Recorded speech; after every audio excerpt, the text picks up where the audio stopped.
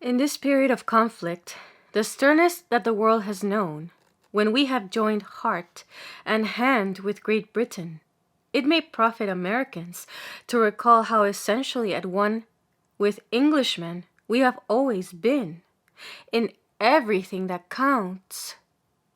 That the speech, the poetry of the race are ours and theirs in common. We know they are Shakespeare. But that the institutions, the law, and the liberty, the democracy administered by the fittest are not only theirs and ours in common, but are derived from Shakespeare's England, and are Shakespeare too. We do not generally know, or if we have known, we do not always remember. Shakespeare and the founders of liberty in America, exclaims the genial humorist. What does the man mean? That Shakespeare hobnobbed with Washington or helped Jefferson write the Declaration of Independence? Hardly, but something not itself altogether lacking in the element of surprise. That Shakespeare was acquainted with more than one of the English statesmen who wrested from King James the colonial charters by which, between 1606 and 1620, English liberty was first planted. In Virginia and New England, individual freedom and equality, due process of the law, and independence of the courts, trial by jury, the right of representative assembly, and government by consent of the governed. That Shakespeare had confidential relations with these English patriots, the founders of American liberty, and that these relations are proved by the contents and source of one of his plays, that Shakespeare was in sympathy with the teachings of the moral and political master of the liberal movement, and that this sympathy is manifest in many of the poet's works. The purpose of this book is to show, moreover, that the thoughts and even the words of the liberal master, the judicious Hooker, passed into the minds of our revolutionary fathers and into the Declaration of Independence, and that the principles common to Shakespeare and Hooker, to Sir Edwin Sandys, Southampton, and the other patriots of 17th century England, several of them Shakespeare's friends, are the principles of liberty which America enjoys today. The purpose is also to remind Americans that the 1100-year heritage of language and literature, of race, of custom, of law, of spirit, energizing toward freedom, civil and religious, of political development cherished by Britons at home and Britons in the American colonies in Shakespeare's time, did not cease with the American Revolution. That the colonists were but asserting their rights as Englishmen under charter and common law, and that the hearts of the truest and noblest Englishmen at home were with them in the struggle. That the heritage of today is a heritage which for 1400 years has been ripening for the British Empire and America alike. The political part of this heritage is the common property of the triad of great modern democracies. In order of birth, the United States of America, the Union of Free Commonwealths, styled the British Empire, the present French Republic. But the nursing mother of all three was the liberal England of Shakespeare and Hooker, and their friends among the patriots of early 17th century England. What wonder that in the agony of the 20th century, these sister democracies march side by side, that military autocracy may perish from the face of the earth.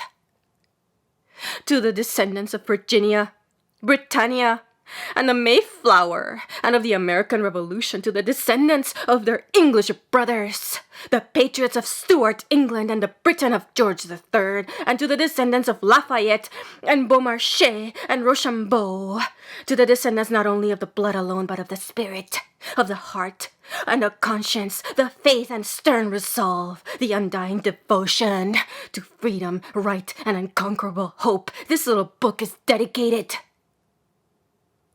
Charles Mills Gay Lee. Berkeley, California, November 3rd, 1917.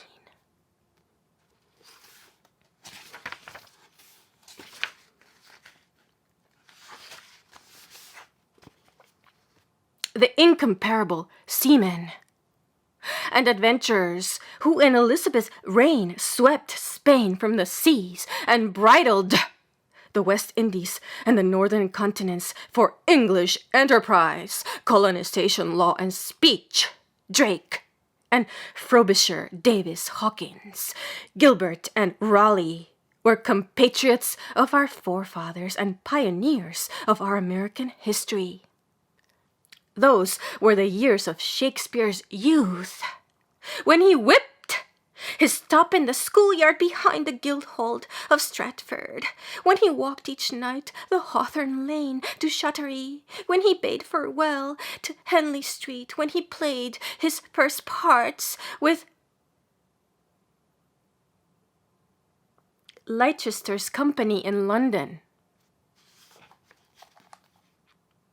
When he played his first parts with Leicester's company in London, the adventurers and planters of Virginia.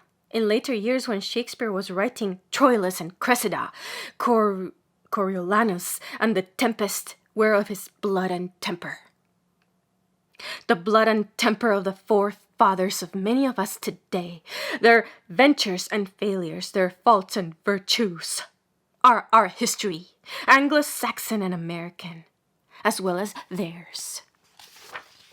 It was a group of patriots clustered about Shakespeare's patron, the Earl of Southampton, and Sir Edwin Sandys, Southampton's ally, a group of patriots, some of them friends of Shakespeare, some of them acquaintances, that laid the foundations of constitutional government in the New World. They were the leaders of the Liberal or Independent Party in the Virginia Company of London, several of them leaders of that party in Parliament, too, looking at first for redress from James I of abuses, which toward the end of Elizabeth's reign had run to a somewhat perilous excess. Favoritism, monopoly, subsidy, interference with control of taxation, with freedom of election, person and speech, and with other political inheritance of the commons. They soon found that under the new regime they had leaped from the frying pan into the fire. In the Charter of 1606, granted for the establishment of plantations in Virginia, the future inhabitants and their posterity were to have all liberties, franchises, and immunities of British subjects, but the king had reserved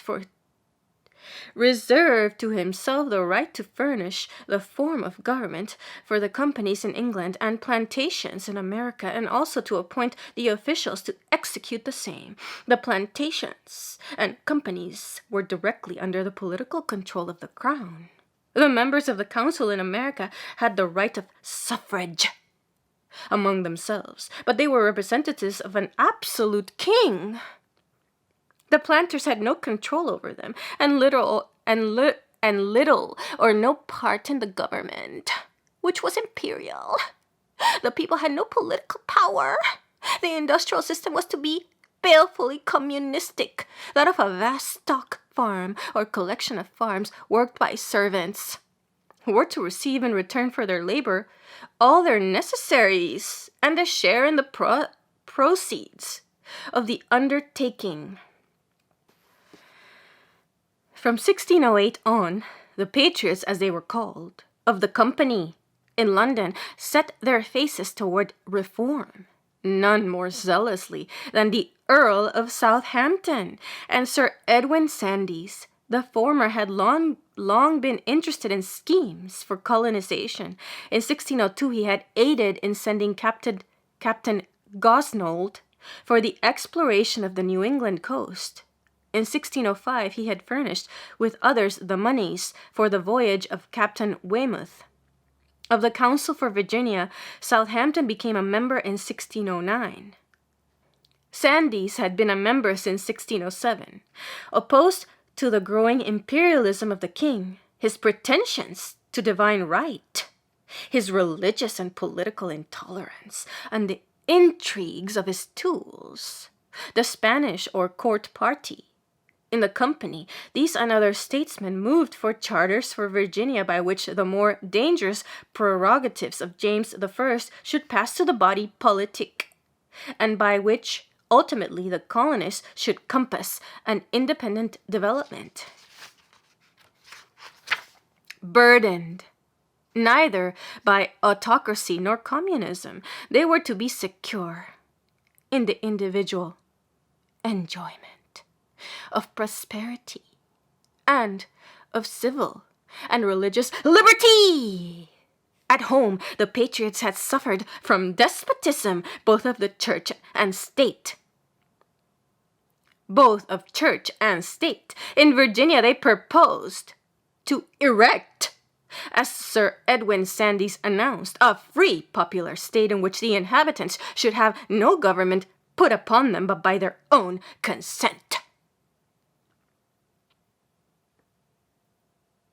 These patriots were men with whom Shakespeare spake, and that he was in sympathy with the ideals of the party and in confidential relation with some of its leaders, we shall presently see.